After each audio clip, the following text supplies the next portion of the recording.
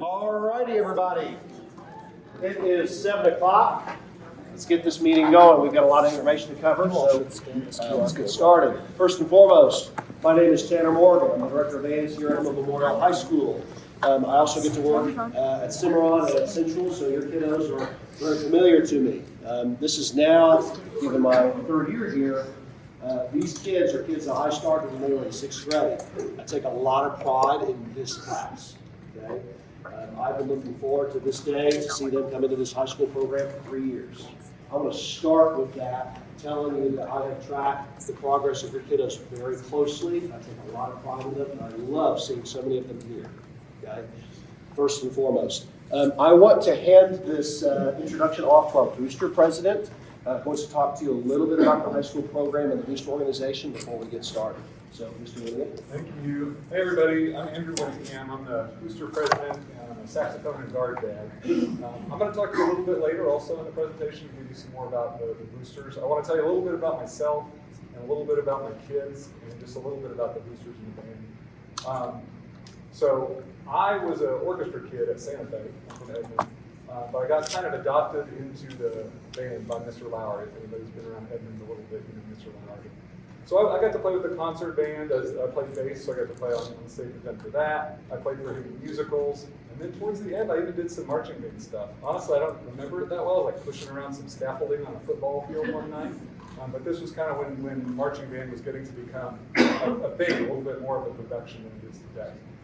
So my son started playing saxophone in 6th grade, and by the 8th grade, he was done, man. He was like, I don't want to do band anymore. I want to quit. Well, his stepmom and his stepdad both played saxophone, and his mom was a concert violinist all through college, and I played bass. We were all like, no, you're going to do it for your freshman year, and then it can be up to you. And so he had to. He went to band camp and absolutely loved it. It was some of the hardest work he had ever done in his life, and also some of the most fun, which is a great lesson to learn, right? Just right off the bat, the idea that something that's really hard work can also be hugely fun.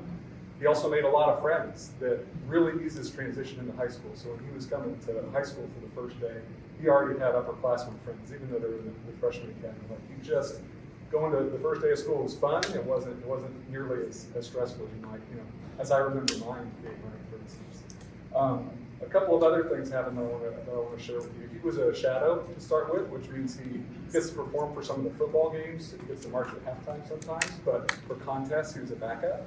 So the first time I got to see him march was to go to a football game when shadows were going to get to march.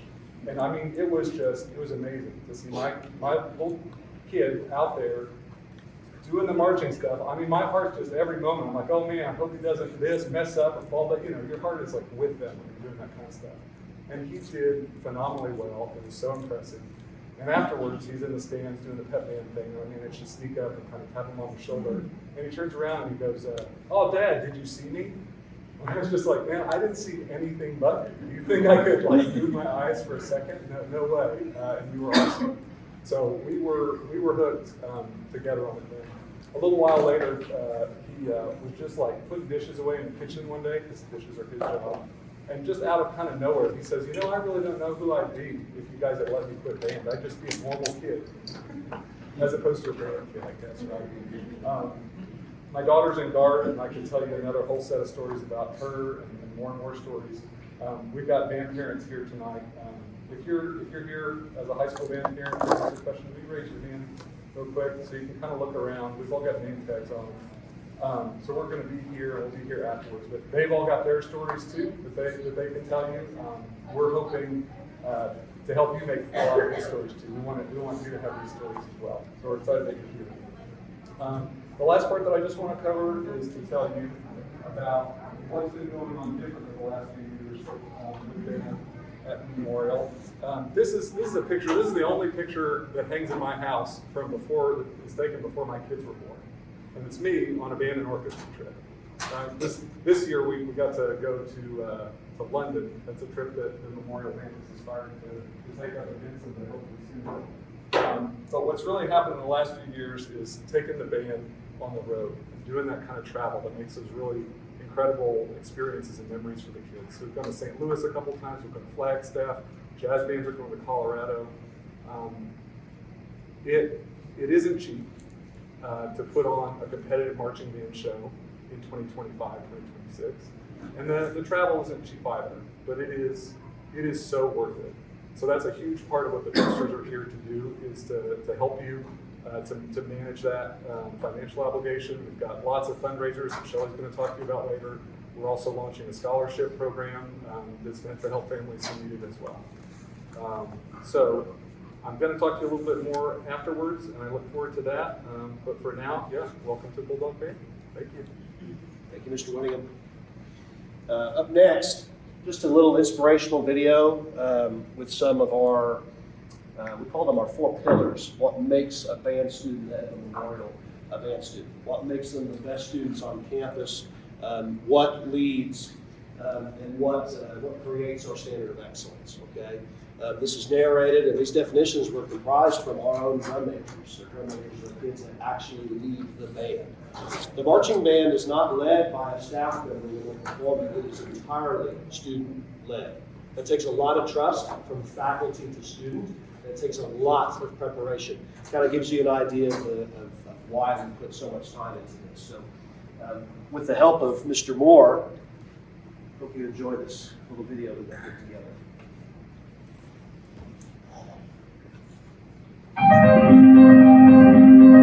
Hard work. The quiet decision to keep showing up. To choose effort, not excuses. Trust, the foundation that builds our strength.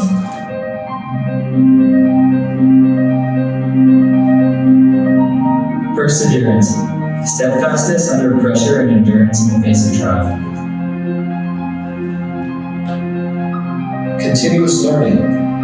With every note, every step, and every rep, we strive to be better than we were before.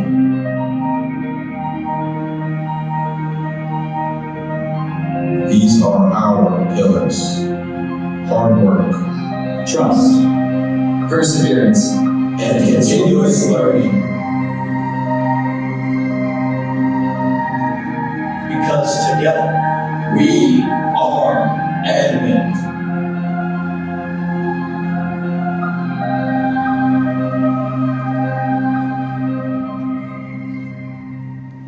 So there's some really proud moments in that video. One of those moments, that last clip that you saw was, let's get rid of that. That last clip that you saw was in the stadium at St. Louis. And there is no feeling like walking out into that dome and seeing thousands of people in the audience that are there to see your kid perform. It is insane. If you could describe, if you could put in a dictionary what a life-changing moment means and what it looks like, that's it. And you see it on the kids' faces in real time, because it's the culmination of months and months and months of hard work. And a lot of saying, trust me, you won't regret it. And they get out there and you see it. It's like a light bulb. So we're here to change your kids' lives and teach them what it means to be responsible, teach them what it means to work hard, to collaborate, and take pride in their effort and what they do. And that translates into every other course and every other facet of life. We are making your kids better people, better adults through music. That is our mission statement. So, how do we do that? Let's talk about what we offer. Let's see here. All right. The marching band. That's the biggest component of what we do. It's not all that we do, but it is the entire band program working together on one project. That's the marching band at a football game. Gary performed the banner. That's my office. It's the best office on the planet, getting to see that in front of you. The marching band works on a show. It's a custom arrangement written specifically for the band, with custom drill, with custom choreography, with custom everything. Think musical theater, but on a football field, okay? That's what modern marching band is. That is very expensive. It's very time consuming. But we compete against the best bands in the state, and Oklahoma is one of the best states to be a competitive marching band. You're talking like Texas, Indiana, and Oklahoma, right? That's about it. We are very, very competitive. Okay? So we put this project together from, say, band camp in late July, all the way through to the culmination on the last performance on November 1st. So it's a significant chunk of time, but it's not all that we do. Let's move on to Flagstaff. There's the band at St. Louis. Big band.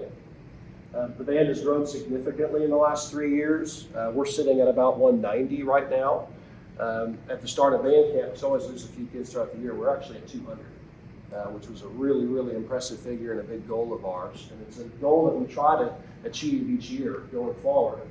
But BOA Flagstaff is going to be the biggest contest that they participate in, where they're going to see the probably the most diverse group of bands that they're going to be competing against.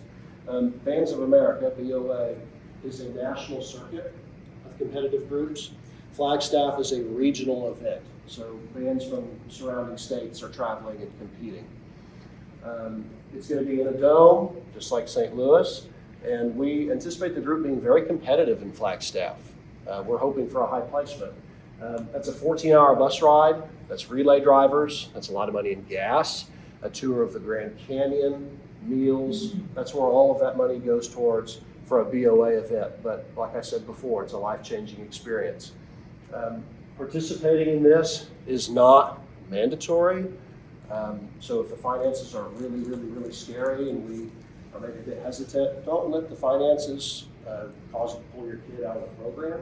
I will tell you that we work really hard to fundraise and have built a very successful fundraising culture. We fundraised well over $100,000 last year. And we work really hard to provide avenues for you and for your kid to fundraise their fees. We took everyone to St. Louis but 2 kids. Really good, successful participation rate. So please, as you see these big numbers for money, don't let that scare you. We work really hard to make sure everyone has an opportunity to make this happen. So let's keep going. Concert band. Once marching band's done, we switch into concert band mode. And through marching season, we have barrier tests where the kids are tested on their regional honor band music, coda music, and so on, as well as some fundamental skills. There's 3 of them. The scores are averaged together to assign placement amongst our 3 concert bands.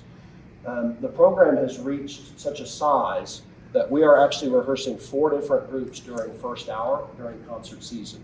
There's the wind ensemble in here. That's my group. That's the top performing group. There's a symphonic band with Mr. Murray, which rehearses in the annex. Is that right? Yes. Then there's a concert band with Mr. Rhodes and Mrs. Morgan in the orchestra room. And there's percussion studio rehearsing in the auditorium lobby. That's a lot of kids in a lot of different places. It takes a lot of staff and a lot of careful coordination, but it ensures that your kids are getting a very well adapted education, especially for my percussion folks. There are not very many programs that offer a percussion studio. Very often, any percussion parents or percussion kiddos in here? Yeah. Very often in a band program, the percussionists end up sitting at the back, waiting for that one triangle hit. After about 30 minutes of waiting, and then they either get to it or they don't. So we work really hard to make sure that percussion studio exists and is a superior education for those kids to keep that skills development rolling. The concert band, we go to state contests, just like we do for marching band. We go to festivals, and we have multiple performances here in the auditorium. And I think that we probably have one of the more aggressive concert band concert cycles out of any 6A program. We have a midwinter we have a holiday concert. We have a midwinter concert, pre-OSSA, OBA festival, state contest, and a spring concert. That's a lot of performance opportunities for you and for your family to see your kids and to hear them and enjoy the music that they make. So we take a lot of pride in this section of the program. Also happening during concert season is chamber ensembles. Okay? This is my historical brass band right here, and I've actually got one more picture to show because I'm very, very proud of them. This group was accepted to perform as an OKMEA honor group, which is a panel of collegiate outside adjudicators that listen to recordings and basically choose who they want to represent the state of Oklahoma at our music conferences. and they got selected to perform in the fall conference this past year, and they performed the day that we left for St. Louis. That was a crazy day, crazy. And it shows how hardworking the kids are. But I'm really proud of them. It's extracurricular. There's no class time devoted to this. Each staff member runs one of these groups, not because we're paid to do it or because it's a requirement, but because it makes the program better and offers more opportunities for kids. For me, that's the two historical programs. I've got the saxophone band and the historical band, different age ranges of instruments. Those are all Civil War era instruments, if you can believe that. We are the only high school program in the country to offer anything like that. It's my personal property. I trust the kids to play the horns. Yes, it's scary. No horns have been broken yet. And I think my heart's still beating. So, but really, really proud of them. We also do like tuba euphonium quartet, a brass quintet, flute choir, saxophone ensemble, all the percussion stuff. There's tons and tons and tons of extra opportunities if your student is all about band, and I promise if they're kind of on the fence right now, it's going to change pretty quickly once they see what we're all about. So lots of extra opportunity. And another thing too, the jazz band performs in Follies. Yes, that is a disco ball, and yes, they are in 70s attire, and it is as fun as it looks. Absolutely. And I didn't tell them that disco ball was going to drop. I went back there. They're getting on stage, and the lights were low. And I went back there and I went, "Hey, Anthony, who's your stage guy?" I said, "That button." And the lights come on, and it was awesome. Awesome. So lots of extra experiences too. On top of this, we have the Color Guard and the Winter Guard program. The Color Guard is part of the band program, and Color Guard students need to enroll in first hour band. Are there any Color Guard parents in here? Curious? No? Okay. So I'll keep this fairly brief. It's a critical part of the marching band. As you can see, the beautiful swing flags. Look at that. That's a lot of mass to be swinging around right there. That's from our show 2 years ago. But they do a lot of choreography and work with spinning rifles and sabers and obviously flag work that add the color to the show. It's a design element. It's judged very, very intensely. And we have a winter program for them that is designed to keep their skills honed and continue their education, and they have their own competitive circuit. So, why band fees? I've got a couple of pictures here. This right here is one of 2 speaker carts to house speakers that we were able to buy with district money, because the district is fantastic and that they support the arts and bond money. We could not buy those carts to hold the speakers with said bond money, which means that we had to launch a speaker cart initiative, have someone design these speaker carts and build them and have them actually work and be reliable. That cart right there is $3,000. If we were to buy it through other means, through an actual company that produced those carts specifically for that speaker, it would have been twice that much. Band fees go towards projects like that. They go towards building things like this stage down here, and that's the jazz band painting that stage after a marching band rehearsal one day, which was a ton of fun. And they go towards getting us registered for contests and the daily operations of the band, feeding your kids when we're on the road, because we have a semi-truck, and when we go on the road, we feed them. We have a food truck and cooks and all the things. Your kid's basically going to be a rock star. I mean that. And they've got a squad of parents that follow them around and like cater to them. It's a little strange. If you look at it from the outside, you're like, okay, but it's true. And your kiddo's been trained now for 3 years for this, right? 6th grade, 7th grade, 8th grade. So they've earned it. Now they're going to get here and be like, whoa, I wish I practiced a little bit more. That's okay. That's the idea. And they go on an entirely new journey through freshman, sophomore, junior, and senior year. So, but what we do, it takes cubic effort and cubic dollar is how I like to think about it. And the parent organization, the booster organization, they're responsible for the fundraising and for managing that amount of money to make what we do that much better. From just a district perspective, if we did the bare minimum it would not be the most enriching experience. So we go over the top, right? If the job's worth doing, it's worth doing well, right? So we do a lot. Let's keep trucking. Types of fundraisers. There's basically two types of do you want to take over? Or? Sure. I'll give a brief introduction on it. I'm going outside of my zone for the camera. But there's basically two types of money in the band program that's pertinent to you. And that is the operating account for the band, and that is your student account for your student, right? Your student's band fees go towards the operating account of the band, but you have a balance towards how much is owed in a given season. There are fundraisers that are dedicated to go directly towards the operating account, and there are fundraisers that are marketed directly towards your student account. And that can get a little bit confusing, but what's critically important is that there are fundraisers that your kiddo or yourself can participate in that go directly to you. That's what's important to take away from it. So before I talk about the types of fundraisers, I think I'll let Ms. Shelley Kraft talk specifically about fundraising. Hi, I'm Shelley Kraft. I'm the past booster president. I have a son that graduated last year.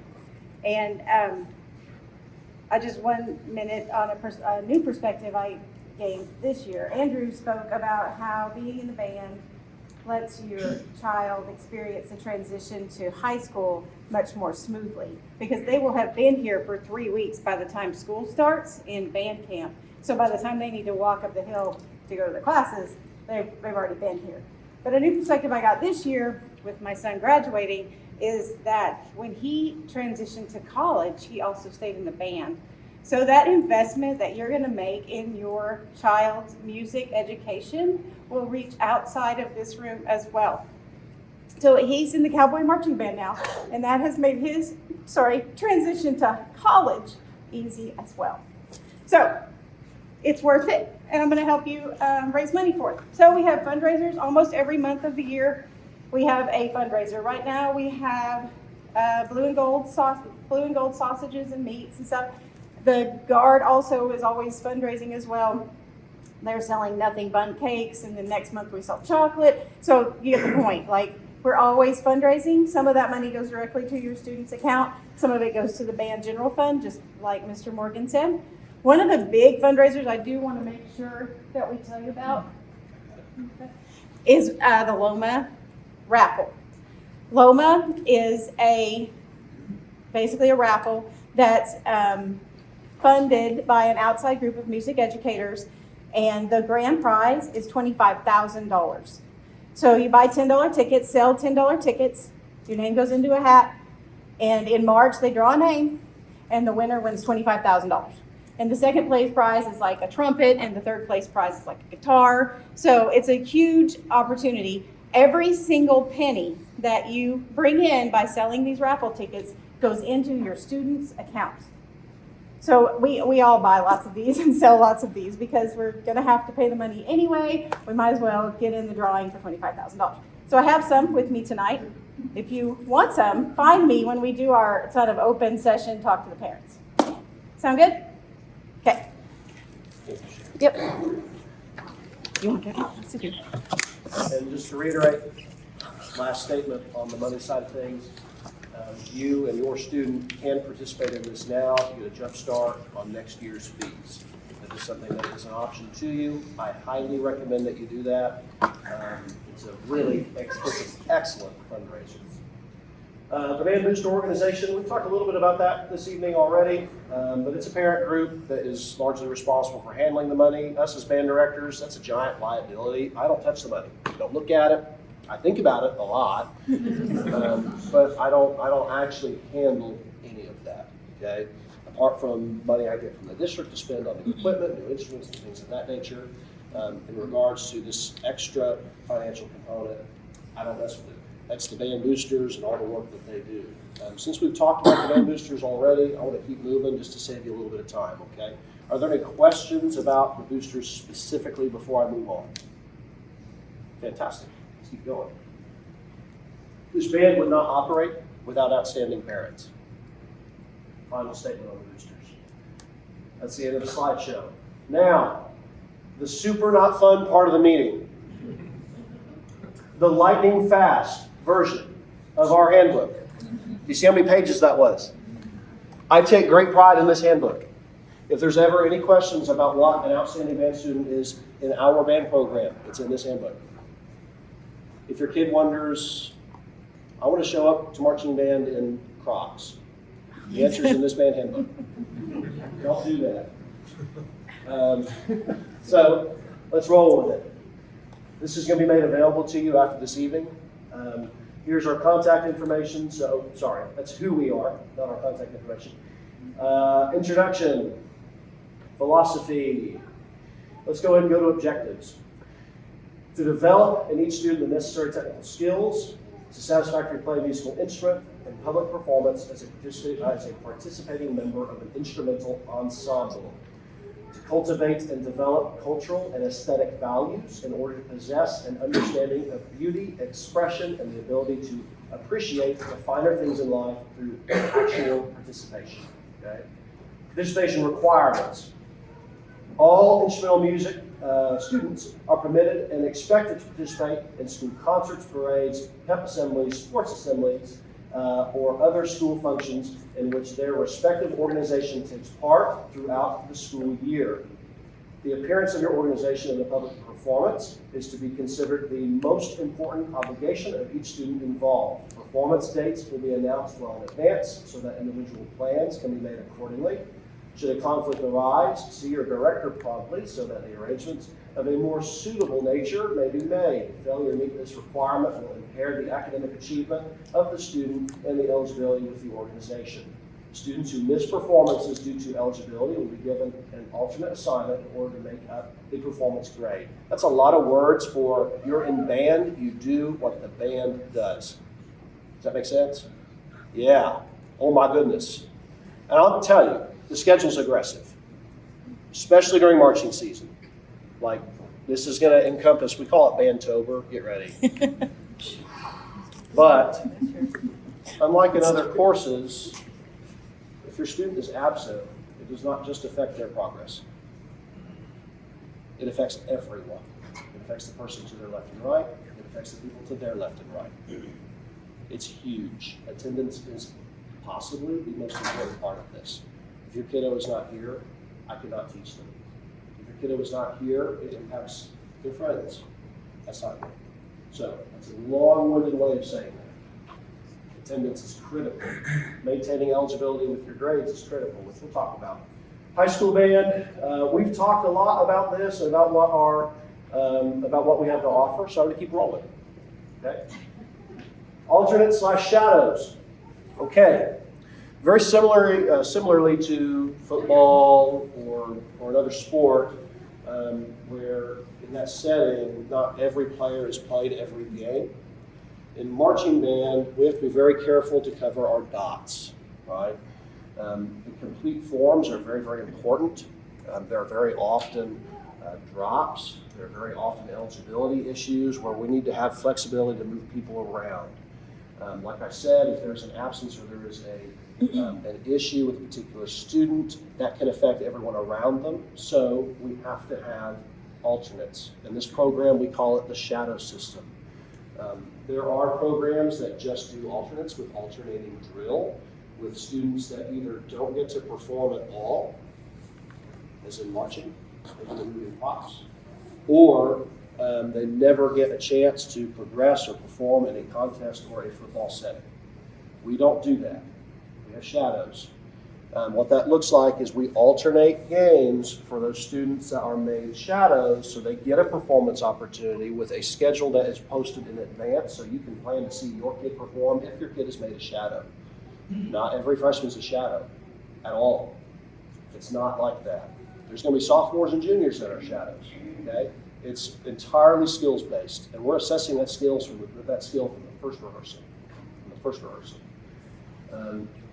And what's excellent about this system is it offers an avenue for growth. If a shadow shows considerable improvement in their performance and their eligibility, i.e. their grades, or other factors, if they're there, they're present, they've got a great attitude, and they uphold our pillars, they can take the primary spot. We make switches every year. just like you'd be switching players on a football team. Okay? And a little bit of a personal note from me. I brought this system back to this program because I'm a firm believer that it is educationally sound in offering an avenue for growth. When I was a freshman in this band, I was a shadow because I had a really bad attitude. I wanted to quit. I joked about melting all the instruments down and turning it into a giant statue of our band room so I could knock it over. I'm serious. And then I went, wait a minute, this is actually kind of cool. Which a lot of your kids might do. They might hate the first 2 weeks because it's hot outside and we're making them work hard. They might come home and say, I regret this. Trust that we're here to make them grow and help them on this journey to learn what hard work is and then see the fruits of that labor after months of work. I took the primary spot my freshman year. I earned it. I grew more as a person, starting from a really dark place. I'm a firm believer in this system. And again, I'm talking about this like your kid's going to like 100% be a shadow. That might not happen. Okay? I think we had 15 last year, not a bunch. So just keep that in mind. This system is designed to create growth and offer opportunity. And briefly here, if any student misses any performance, marching, concert, or solo ensemble during the school year, whether for academic eligibility reasons or other reasons, they will automatically be assigned an alternate spot for the beginning of the following marching season.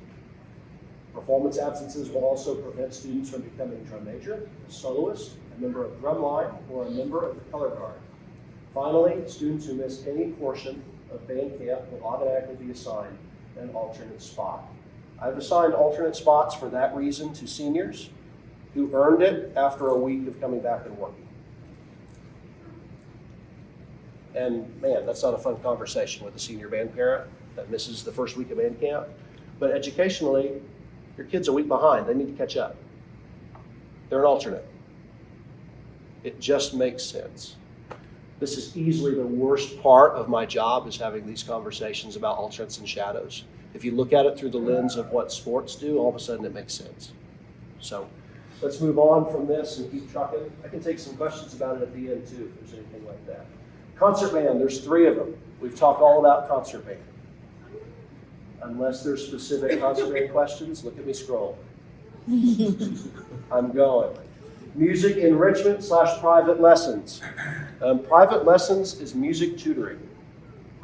Your freshman student is going to come into a program with a curriculum designed largely to target juniors and seniors. They will need help. They will need help. And we're here to help them. However, there's 6 band directors for 200 kids. What's that student to teacher ratio? Someone good at math? It's not great, is it? That's a lot. It's a lot. And they all fit in this room, apparently. But they do. So I highly recommend that you get your kiddo enrolled in lessons. And it will help them a bunch in prepping for honor bands and all the extra stuff that can be scholarship money one day, all the good things. So that's my plug for music enrichment and private lessons. Grading procedure. How much of this do I want to read? A performance is a learning experience that cannot be duplicated in a rehearsal hall or practice room. The level of concentration required in a public performance assists each student to develop an insight into their own level of performance. A performance is an opportunity, is an important evaluation tool allowing comparison of a student's performance in relation to classroom objectives and past performances. The kids in band, they do what the band does. We take a daily grade based on attendance and based on preparation. If your kiddo comes to band and they don't have their instrument, or they don't have the binder and page savers, a pencil pouch and sharpened pencils, they'll very likely get a 50 for the day. If they show up tardy, they get a 50 for the day, because their absence affects people around them. So attendance very seriously. It's a big part of our grading procedure. We grade Tuesday, Thursday after school sectionals, rehearsals. We grade Saturday rehearsals. We grade contests. Everything that we do receives a grade. Let's keep rolling. Where's my cursor? There it is. There's the daily grade section. Music proficiency / memorization. All the marching band stuff is memorized. Your kid's going to get really good at memorizing music. Valuable skill. Performance grades, talk about this. And there's our grading scale. Missing any rehearsal the week of performance or contest may prohibit you from performing at the event or competition. There's actually a line in Edmond Public Schools rules and regulations that says that if your student misses school the day of an after-school activity, they cannot participate in that after-school activity. That's something that gets a lot of people, particularly for, let's see, it's the OBA send-off that happens on a school night. A lot of kids, sometimes I'm sick, I'm gonna miss, and then they'll try to go to the marching band thing in the evening. That's against district policy. So that's not in the handbook. I want to state it to you now. If they're not in school, they can't participate after school. A lot of folks find themselves in that predicament. Interscholastic eligibility. Perhaps the most important component of tonight's meeting. And this is a really, really, really messy process. I'm going to try my best to walk you through it in a concise way. A student must have received a passing grade in any 5 subjects counted for graduation that he/she attended 15 or more days. This is under semester grades. If a student does not meet the minimum scholastic standard, he or she will not be eligible to participate during the first 6 weeks of the next year. A student who does not meet the above minimum scholastic standard may regain his or her eligibility by achieving passing grades in all subjects he or she is enrolled in at the end of a 6-week period. Pupils enrolled for the first time must comply with the same requirements of scholarship. The passing grades required for the preceding semester should be obtained from the records in the school last attended. This is where we really get serious. This is what affects us, eligibility during a semester.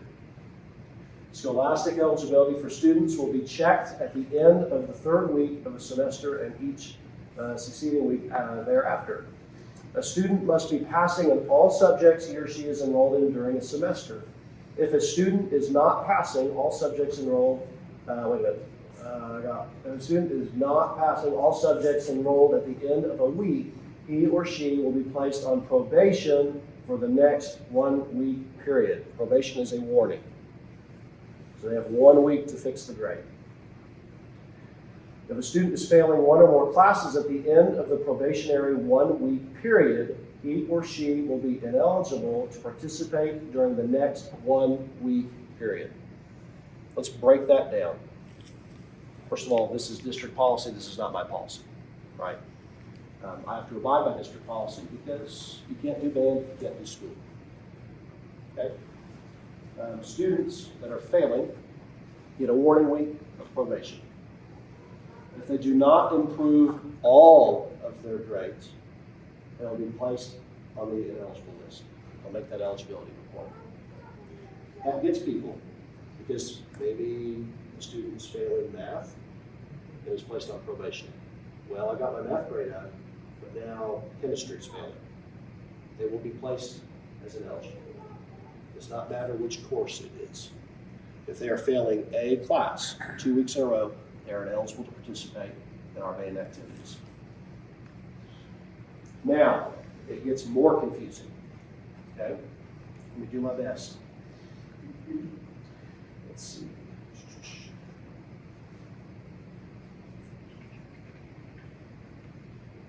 The ineligibility period will begin at 8:15 a.m. Monday and end 8:14 a.m. the following Monday. That report is run on a Wednesday and makes it to me by Thursday morning and affects the following week. That's the confusing part. Student is failing week A, placed on probation on week B. If they're still failing on week B, when that report is run, right, they'll be placed as ineligible to participate in week C. Until the grade improves, they will remain as ineligible.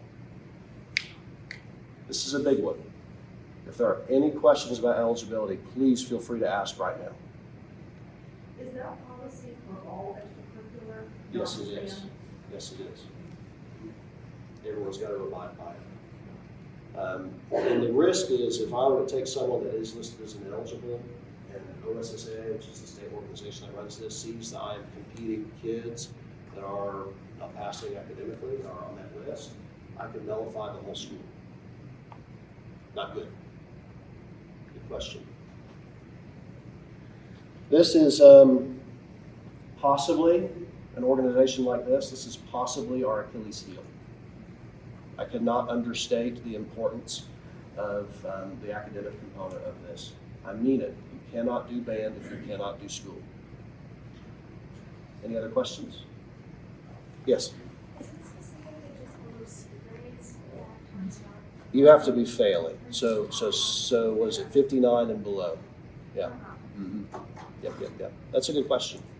There's one caveat. When your kid's a senior, if they're failing a class that's not required for graduation, they will make that list and can still compete. But only if they're a senior. I figured that out the hard way. No one told me that. Isn't that crazy? I don't make those rules. I think I'd make them a little bit differently. Any more questions about eligibility? Oh, I'll say this. I see that list. I will very often, if I can, send a courtesy if your student is ineligible on a week that affects a contest. It is not my job to do so. If they're failing band, maybe.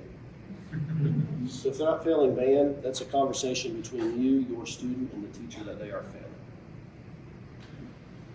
I will very often send a courtesy, because this is high stakes stuff. Anything else before I move on? Okay. Yes.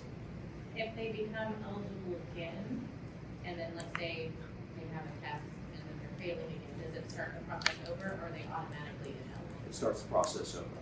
Yeah. So once they're eligible again, they will once again get a probationary. That's a great question. That probationary week will roll over as soon as they're back to being eligible. So key takeaways, excuse me, doesn't matter which class it is. Failing is failing. They get a week of forgiveness to fix the grade. Once they make the report, it affects the next week. Okay, let's keep moving. Uniforms. We talk a lot about uniforms. Uniforms are judged. They're graded. When we go on the field, it's really important that our uniform is complete and tidy. We have band parents that wash our uniforms. There have been times that I've had kids take those uniforms home because they're washable. I had a kid at pink night on a football game decide that it'd be a great idea to ditch the band and go in the stands and get covered in pink face paint with a white uniform. The uniforms are district, at least the marching uniforms are district property, and they're designed to last years. That was not a very fun conversation with that student. And that was all happening while I was carefully wiping pink face paint off of him while the band was doing who knows what. So the uniform component is very important. So let's get into this. Uniform code. It should be considered the highest honor to be allowed to wear the uniform of your organization. When in uniform, you are no longer an individual. You are a representative of your community and your school. No contest medals are to be worn on the blazer or concert dress. No pins or jewelry are to be worn with the uniform. When traveling on a trip with your organization, provide yourself with a hanger to dispose of your uniform while not wearing it. That will be detailed, I promise. The complete uniform is to be worn at appearances unless specific instructions are made otherwise. Shirt tails are to be are to be worn inside of trousers. It is everyone's responsibility to see that all members respect, care, and wear the uniform properly at all times. There will be occasional uniform inspections by the directors on performance dates when it seems appropriate. I'll tell you, Mr. McDonald will go around and find every little problem, and they will not perform until it's fixed. I try really hard to keep the uniform requirements simple and concise. During marching season, there are elements to the uniform that you will be responsible for buying. The gray compression shorts, for instance, that go underneath the uniform, having a good pair of tennis shoes for marching and rehearsing in. We do supply a good chunk of the marching uniform. See the bibbers down here at the bottom is the marching uniform. Bibbers, maroon top, vest/jacket, marching shoes, gauntlets, hip cape, hat if we use them, hat wrap, garment bag, show top. We provide that stuff as part of your band assessment. So warm weather uniform, that's the first uniform that your kid's going to be required to wear for the Liberty Fest parade. If your kiddo participates in that, which I highly recommend it, they'll be on TV. It's a great time. We got rained on a lot last year. It was a ton of fun. I'm serious. Like, when the rain started falling, we're like, dang it. And then we got to the end like, okay, we're going to remember that forever. It was a fun moment. Maroon, dry fit, which we provide, khaki shorts, quality tennis shoes or marching shoes. The marching shoes are if that your kiddo has them by this point, if they're a recurring member, but your kiddo's new. So jazz band, that doesn't apply to you at this moment. It's largely based on the concert season uniform, but it's got the maroon polo. Concert season uniform. I will be posting links to exactly what needs to be bought for this. It is non-negotiable. If someone shows and they are not wearing this uniform, or they're wearing, this happens a lot.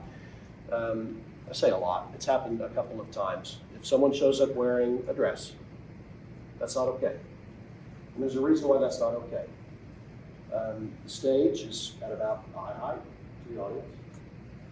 And if my ladies are wearing a dress, that's highly problematic. And that's not in anyone's best interest. It's not the kid's best interest or the band. So the uniform for concert band is very, very important. Black button-up shirt, turn-down collar, black undershirt, one black socks, black belt, black slacks, black shoes. We have a really hard time with that. And that, for whatever reason. It's unfortunate, but even in concert band, when you walk out on stage, the judges are judging how the kids look, especially the judges that are, a little bit older. Remember the good old days, or whatever, when everyone wore a marching uniform to everything. They expect a certain level of tidiness with the band. And if you look at how the stands are wrapped, there is an element of tidiness to how we maintain our image and how we maintain the band room that affects how we approach a rehearsal.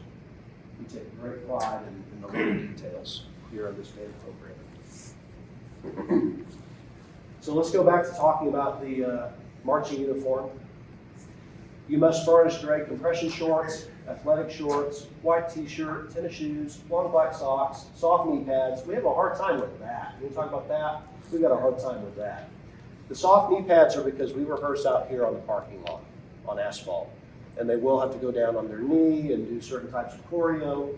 So that's a really important one that catches some folks off guard. And I want your kids to be as comfortable as they can doing that stuff. So soft knee pad. And khaki shorts for the warm weather uniform for parades. The MHS band boosters will provide black marching shoes and the maroon dry fit shirt as part of your band assessment fee. For parades and warm weather performances, attire will be black marching shoes, white socks, khaki shorts, and maroon dry fit.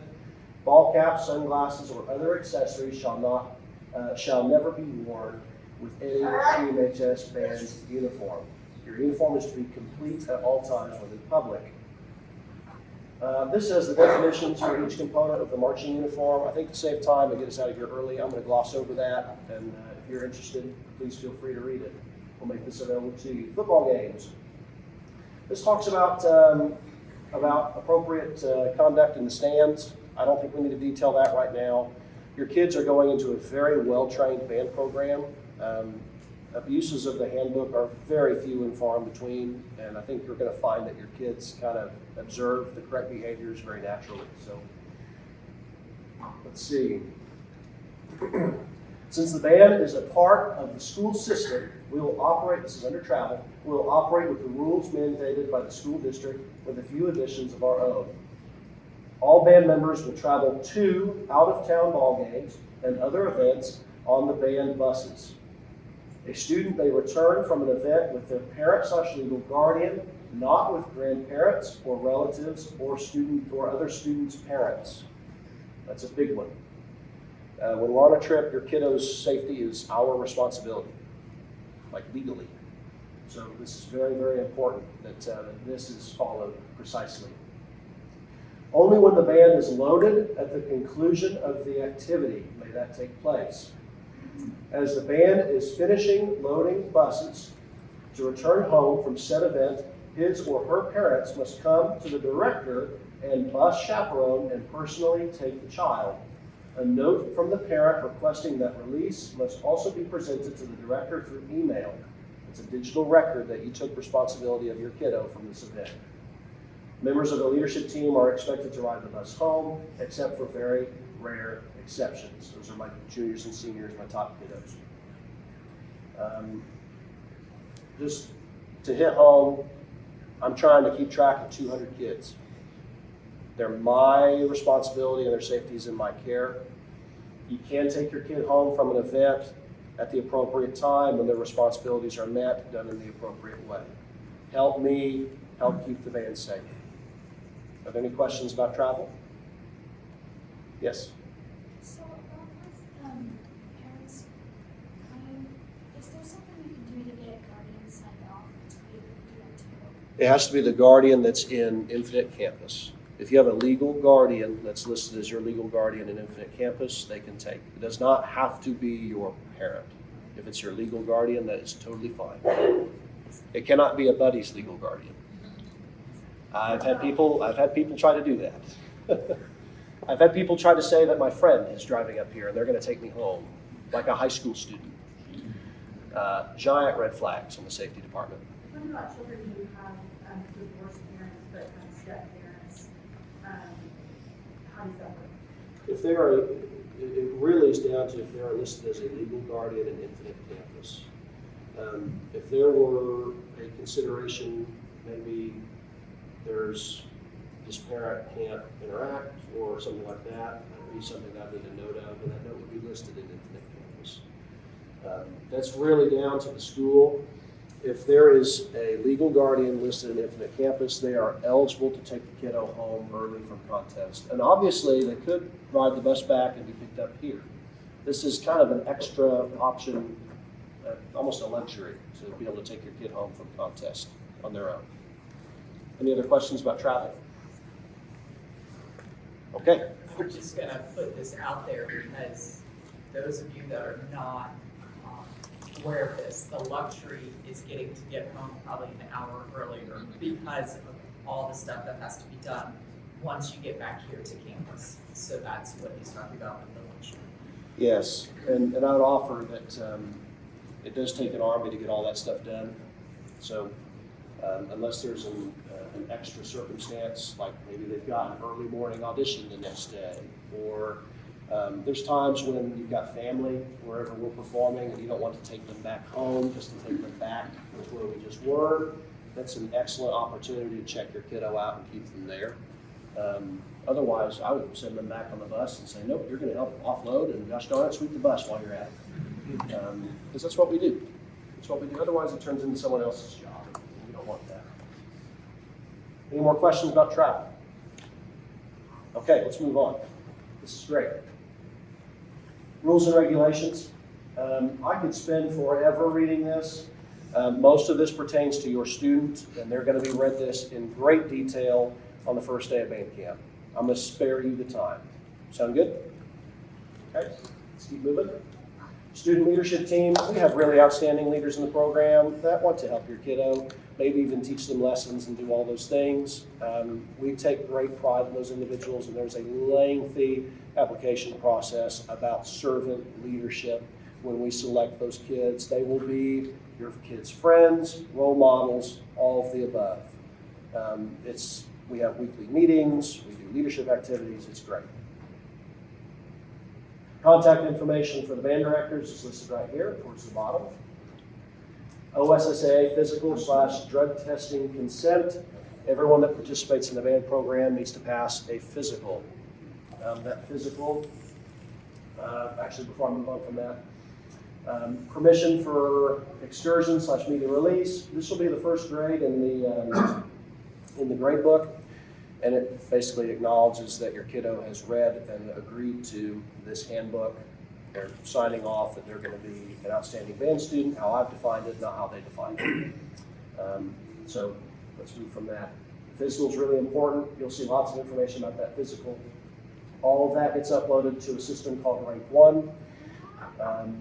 This Rank 1 system is part of the school district, and it's a really outstanding tool when I am traveling, that I can go and I can access everything that I need to take care of your kid, right? If we're in St. Louis and John is throwing up or is having problems, I have a digital record that's going to allow me to take care of him, not me to give to the people that will take care of him. And that's part of that medical sign-off. So really important with this Rank 1. You're going to hear a lot more of that later on in the year. It's not even time to get your physical yet. Please don't go get your physical done right now. It will be invalid by the time that it actually matters. That rollover is May 1st. May 1st. Thank you. That rollover is May 1st. So and there will be a site offering for those physicals, and we'll push all that information out too. I highly recommend that you do that, because they'll get that stuff uploaded to Rank 1 for you too. Let's keep moving.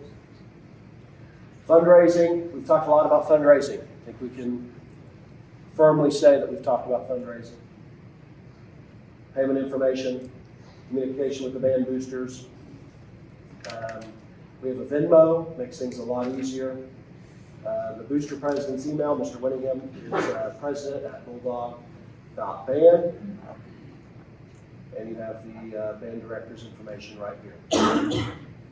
I would love to keep rolling, but are there any questions that maybe would be a benefit to the whole group? Yes. I don't know if this is a real question or not, but I noticed it's $700 for each student. Yes. If we wanted to donate more for some parents that couldn't afford the $700, does that go into like an account that just a collective amount per student? Yes, and that's actually an excellent question, because you could donate and sponsor another student, or you could over fundraise in a given year, and that does roll over. So you could actively keep going and build your account to make next year a little bit easier, or vice versa. So that's really an excellent question. Yes. Talk about exactly what those fees are. The band assessment fee is $700, and the Flagstaff trip is $900.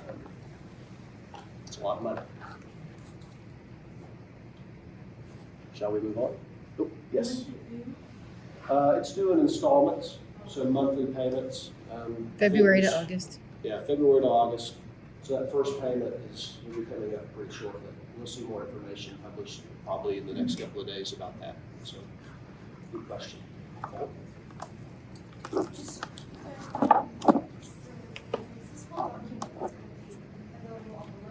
Oh yeah, yeah, and band app and published places and all the things. Yes.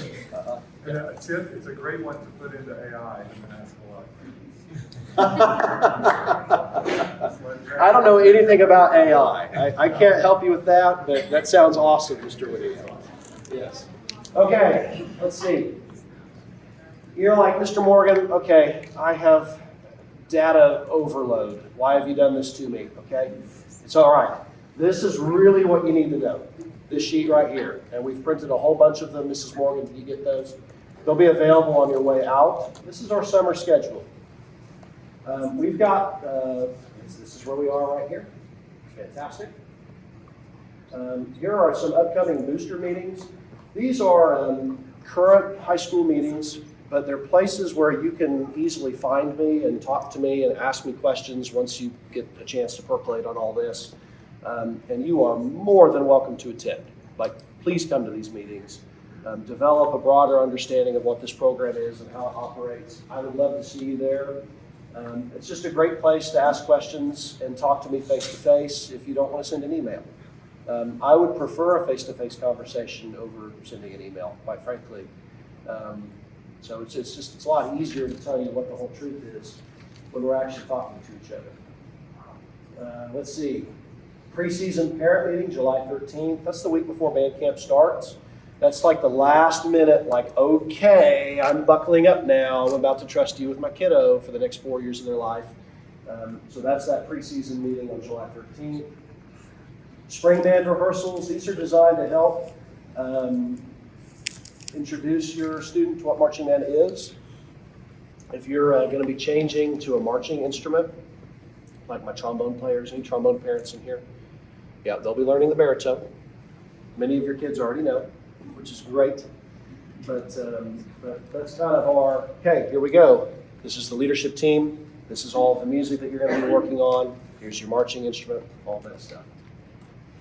Thursday, May 7th, 5 to 8. Thursday, May 14th, 5 to 8. I ask that you attend one of those. You're more than welcome to attend both. Send your kiddos to me. Go out to dinner and have a nice dinner. Think of it as babysitting, just I'm teaching them. I mean it. Like, if you look at this like, yes, take them. It's awesome. It's great. I'm like a nan anyway. Not a nan. Summer band rehearsals. Not required, but optional. These are skills-based rehearsals, learning how basic marching works. Working on our show music for next year. Tuesday, June 9th, Thursday, June 11th, Tuesday the 16th, Thursday the 18th. Then we transition towards our prep for the Liberty Fest parade. I really can't undersell this or oversell. I don't know. Oop, hold on. Doing something weird. That's a really, really great way for your kid to figure this out before band camp. They're going to learn how to march and keep their feet in step and learn how to play and do all that at the same time. And they'll be on TV. It's a really cool parade. Send them to me. I'll babysit. And you can show up on July 4th and you'll see them march by and go, hey, they're doing it. And they're sweating and you're just comfortable in your chair and all that. Maybe you have an umbrella. Maybe it's raining again. It's awesome, right? So that's Liberty Fest. This July 4th is on Saturday, so it's probably going to be even better. Those are those parade rehearsals. Summer band camp, 2 weeks, and the schedule is 7:30 to 11:30 a.m. and we have a lunch break, and then 1 to 4. That's to try to line up with your work schedule as much as possible. Try to make it convenient for you. Drop your kiddo off with us. We educate them. They can eat lunch here in the band room, or if you sign off, they can carpool and go have section lunches, which is a ton of fun. They go and swim at people's pools and do all kinds of fun stuff.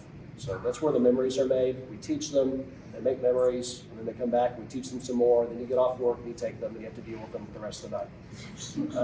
But it's 2 weeks, Monday to Friday. This is really where the majority, and this is going to sound crazy, but this is where the majority of the progress on the marching show takes place, is in these 2 weeks.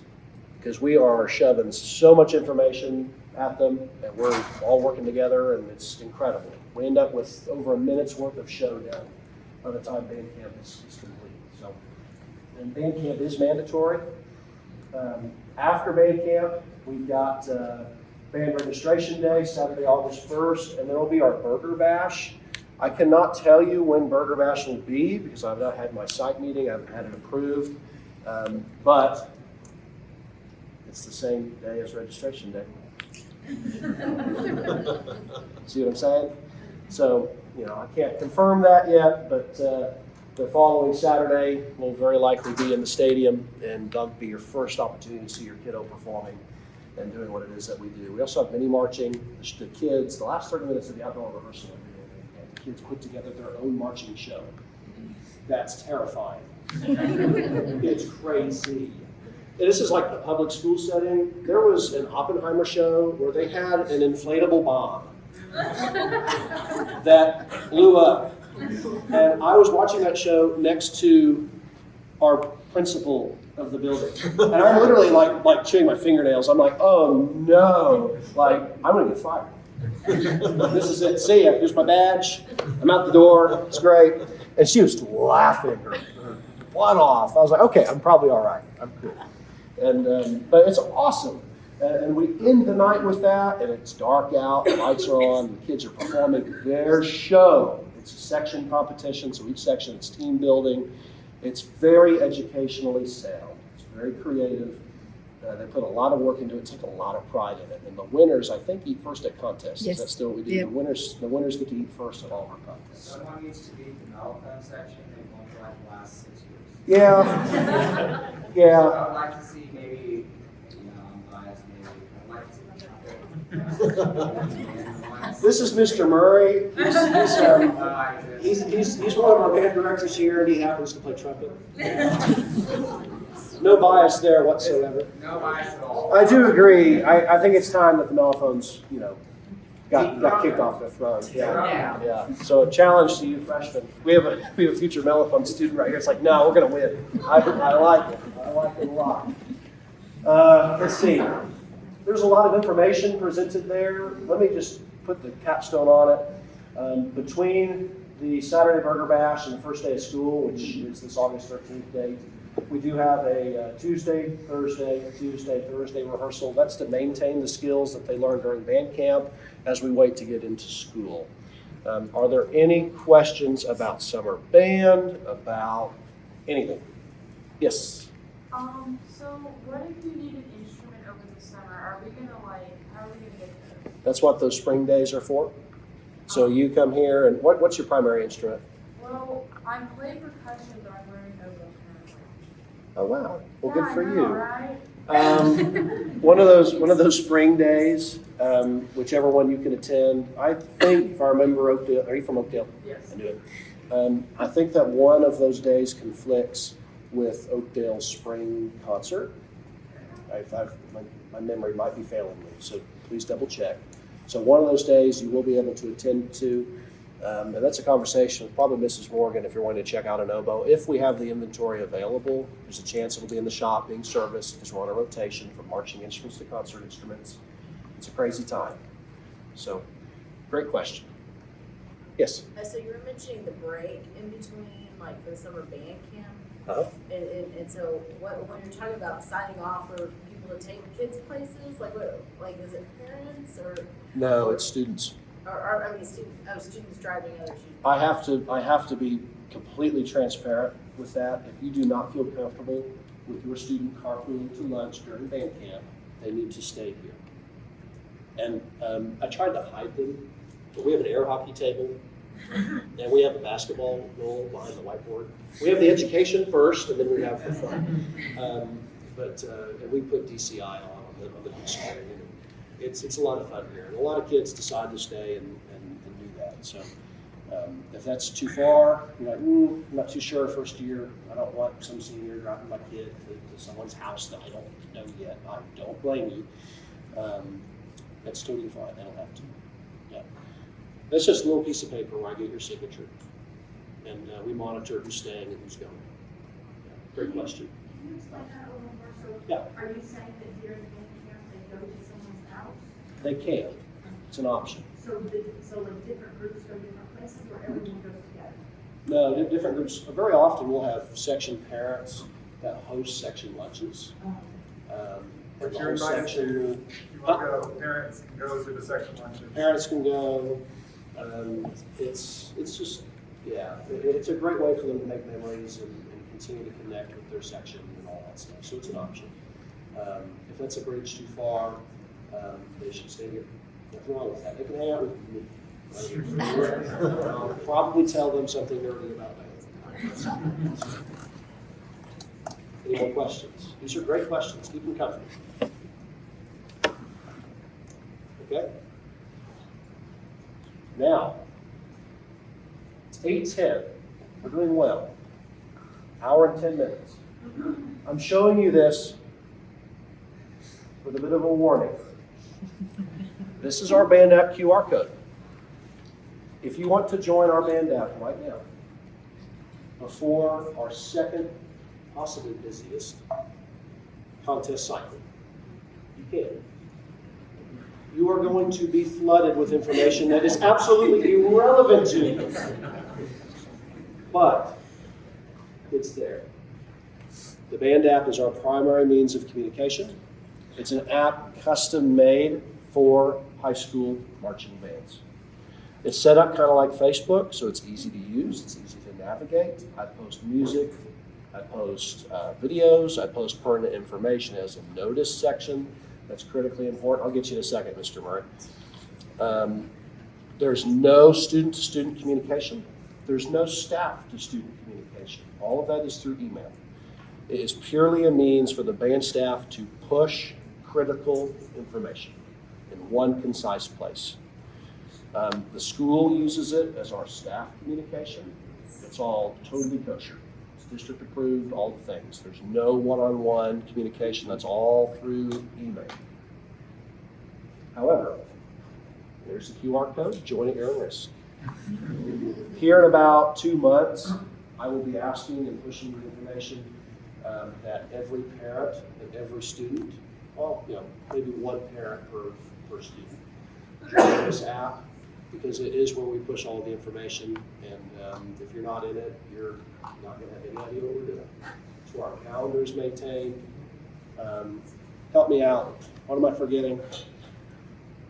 I can introduce the staff, absolutely. Mr. McDonald is not here this evening because he had a family matter to attend to. He is technically the only high school assistant associated with me here at the high school. It's crazy, isn't it? 2 staff members formally associated to 200 kids. That's a staff to student ratio of 100. However, we have really outstanding middle school educators that work with us during first hour, and we're a big team. Cimarron Middle School band directors, 2 friends over there, Central, 2 over there. First, right here, we've got Mr. Tyler Murray, who is kind of our high brass specialist. He also leads the symphonic band and is an assistant band director to Central Middle School, and all-around outstanding educator. We have Caitlin Morgan right here, who's the head at Central Middle School, co-teaches the concert band, and is an all-around woodwind specialist. So if your kiddo is a woodwind player, don't ask me what reed that bassoon needs to have this sound. No, it's her. Please go to that. And I can't speak to the people I'm announcing enough. We work really hard to offer these outstanding experiences to y'all. So we have Mr. Walters, Cimarron Middle School, and percussion instructor. He works with Mr. McDonald in the percussion studio and works and leads the 8th grade band at Cimarron. We have Mr. Rhodes, who is also Cimarron Middle School band director and team teaches the concert band. And like I said, all of us come together as a big happy band staff during marching season and are all working together like a well-oiled machine to put this giant product together. And then once first hour's done, they go to their sites and they do the same thing at the middle schools. And then I'm the assistant. I go from middle school to middle school and get to work with them and see a need, fill it. So, thank you for that, Mrs. Warren. Did you talk about our 3 jazz bands and how you might get into those? Oh yeah, thank you. I didn't talk to jazz band. We have an outrageous jazz program here. It's scary. I teach Jazz Ensemble 1. It's a class. It's during second hour. So we've got kids that just can't get enough band and they don't want to leave. And they audition for the jazz bands and have 2 hours of band every day. And that's a ton of fun. That band is scary good. I can put any piece of music in front of them and they just tear it to shreds. They have their own competitive cycle, compete for state. Jazz Ensemble 2, taught by Mr. Murray, is also a class. So we have 2 jazz band classes, and that class is during 7th hour. Those auditions, I actually just pushed some information on those auditions now. And we are going to open it to incoming students. So if your student's into jazz, thank you. I got to put a team together to adjudicate it. I was going to say, the amount of available time to actually do a spring semester audition where a day is free is so limited, but we found that, which is good. And that's February 26th. It's a Thursday. That'll be from 3 to probably 8 p.m. From 3 to 8 p.m. And we will be sending that audition material out probably to our middle school band apps. Yeah. which hopefully all of you are in and are familiar with and know how to operate. So, we also have a third jazz band that meets after school. That is not on audition group. If your kiddo wants an introduction to jazz ensemble, that's a great way to get involved.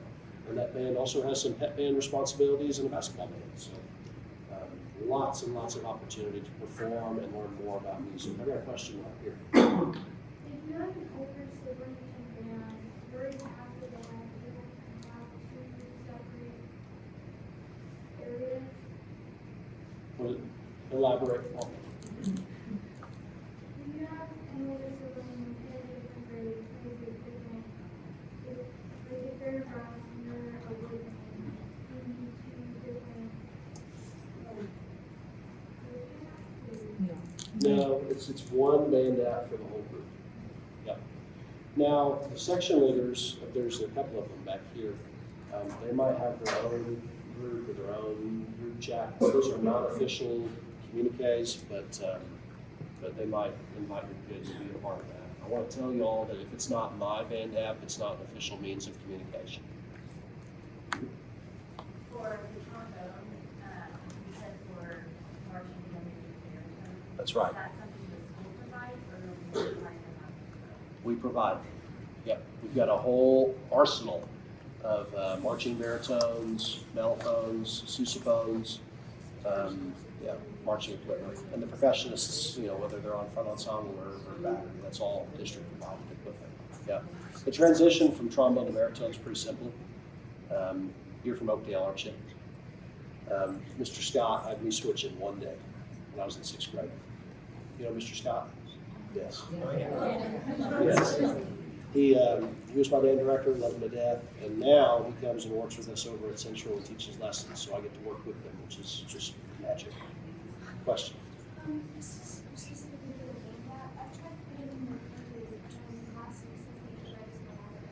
This? Maybe that's expired. Did anyone else have that problem? Okay. I will send out a fresh QR code. And I do want to tell you that technically we are way ahead of the game on getting in this. You really don't need to be in this for another month at least. So I'll send something out. To the band apps. And to Oakdale, I'll send one with Mr. Hall. Yeah. I'll send the QR code to Oakdale. I'll stop by and, yeah. I will literally probably create this sheet with a new QR code and go and hand out copies. Yeah. Any more questions? Yes. So you keep mentioning that you'll let us know, like, you don't need this for a month, we'll let you know.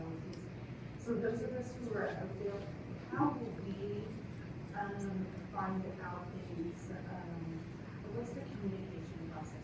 I will literally bring this sheet with a new QR code on about 20 pieces of paper to Oakdale to Mr. Hall.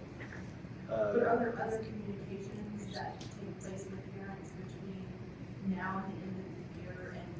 And should we expect the school of Oakdale to give us that information? No.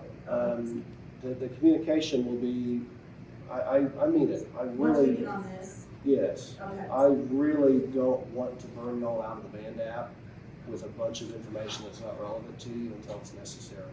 I think it's kind of a blessing that didn't work. Yeah. You laugh, but I like to over communicate. If I think that there's a piece of info that you need to know, you're going to know it. Yeah. And on contest days, the kids know my schedule. The more people that are informed, the better. If the grown-ups are really excited to get on a band app, the boosters have a band app. So you can join ours. It's bulldog.band, that's the website, bulldog.band/band app. There's a link that you request to join. Yeah. So you can join that one anytime. You'll still get inundated with notifications, but we're glad to. I promise I keep in touch with Oakdale. I've made a couple of visits out there and met the kiddos and brought a jazz band out, which was a ton of fun. Who are my Oakdale kids in here? I'm proud of y'all, I'll tell you. For my Central and Cimarron parents, Oakdale sometimes is kind of treated as a separate entity, and sometimes kind of forgotten. I try really hard to not let that happen. band side of things, because I felt that, and I take a lot of pride in Oakdale, because I'm a graduate from Oakdale too, so. I promise you're gonna have plenty of communication. Yes. Any more questions? This is great. Yes? So I have a question, but not about communication. Okay. Before you showed like the summer schedule, can you tell us, can you explain a little bit about what, the time commitment looks like during the school year?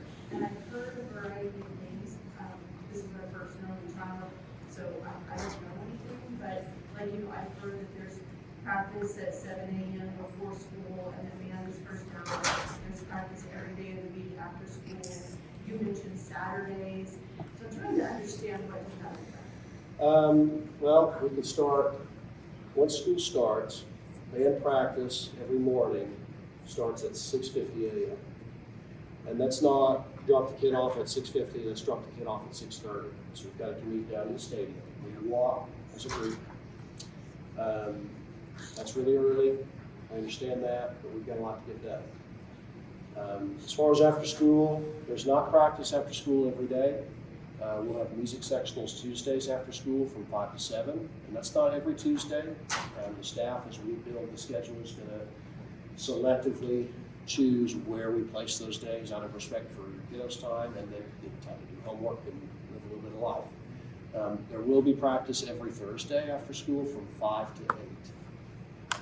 That's an outdoor rehearsal out here on the lot. We're setting drill, very precise stuff. Once the football games kick in, there's football games on Friday nights, not every Friday, but pretty regularly. We go to 2 away games.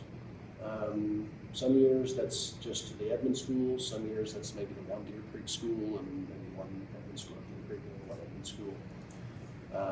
And then there is 2 Saturday contests. I can't give you the dates yet because our schedule's not finalized. But 2 Saturday contests, 2 Saturday rehearsals, BOA Flagstaff, which is a Thursday, Friday, Saturday, arrive Sunday. Last weekend, September 26th. Yeah, the actual day of the contest is 26th, right? Yeah. I believe the 24th. Yeah, it was the 24th. Yeah. Contest is on the 26th. 24th departure, contest on the 26th. Yep. What's nice about that is the following Monday, there's no school. Assuming the district doesn't change their mind. But the following Monday, there's no school. There's, let's see, OSSAA contest is during the school day. So we take them from school and travel to probably at UConn and compete there. And then there's an OBA contest on October 31st. That happens on a Saturday. Yes, it's Halloween, but that's our state contest. Should be a fun time. Are there any commitments during fall break? Sometimes, but not this fall break. There's a chance, I'm officially in the realm of guesswork. There's usually a Thursday football game in the fall break, which would be a requirement. And we will normally schedule a Thursday morning practice, since kids are expected to be at that game. And then we will probably schedule a Monday evening practice because they come back to school that Tuesday. If football does what we think that it will. If it doesn't, that expectation might be different. But the Friday, Saturday, Sunday, and then all the way until probably 5 p.m. on Monday, the fall break, yeah, it will not be required. So after marching band, when you move into the concert band, is the schedule the same? So is it Tuesday sectionals and Thursdays from 5 to 8 still, or does that change? There are not after-school scheduled sectionals. If they're doing chamber ensembles, there will be. It's all extracurricular. Right now, it's changed a little bit year by year based on what the staff thinks is in our best order of progression for each group. Right now, we're on an alternating schedule of sectionals at 7 a.m. brass, woodwinds, brass, woodwinds. Everyone else's call time is 7:45. That's when we start the full band. And Friday, The bands are starting at 7:45 on Fridays. So a little bit different. Those sectionals are taught by staff and is a requirement. It's a great portion. But in terms of after-school rehearsals, no, concert season is much lighter. Marching season is a pretty aggressive schedule, and that's, August through November 1st, essentially. And then after that, it lightens up significantly.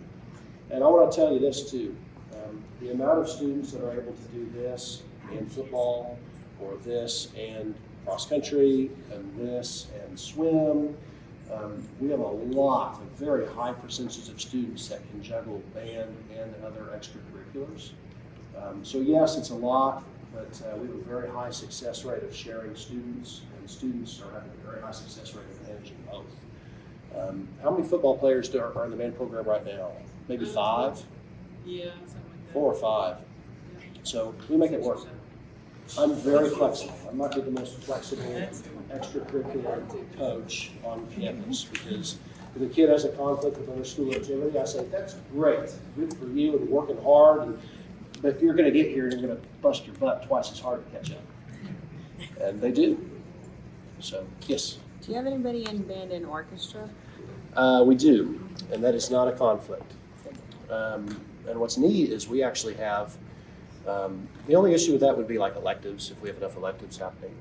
We have students in band and choir, and we do full orchestra in the mornings before school. That's usually reserved for our best students, and it's an invitation. But we do a lot of collaborating with orchestra. Yeah, it's fantastic. Yes.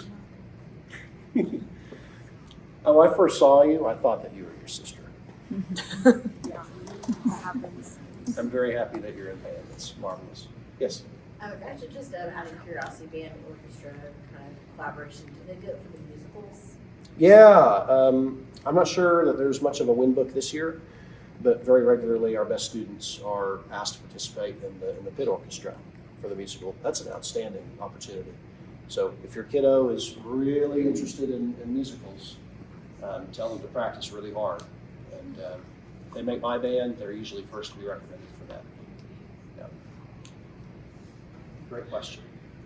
Mr. Morgan, if I could ask the high school parents who are here with the signs, I just want to make sure everybody knows if you do want to stay a little bit afterwards, we've got parents who can answer additional questions, or if you just want to walk up and just say hello and meet somebody, so like, hold up your son is there, we've got different section parents. So you can walk up to any of them you like, but we're glad to get you plugged in with the different sections. So that's my last thing I want to do.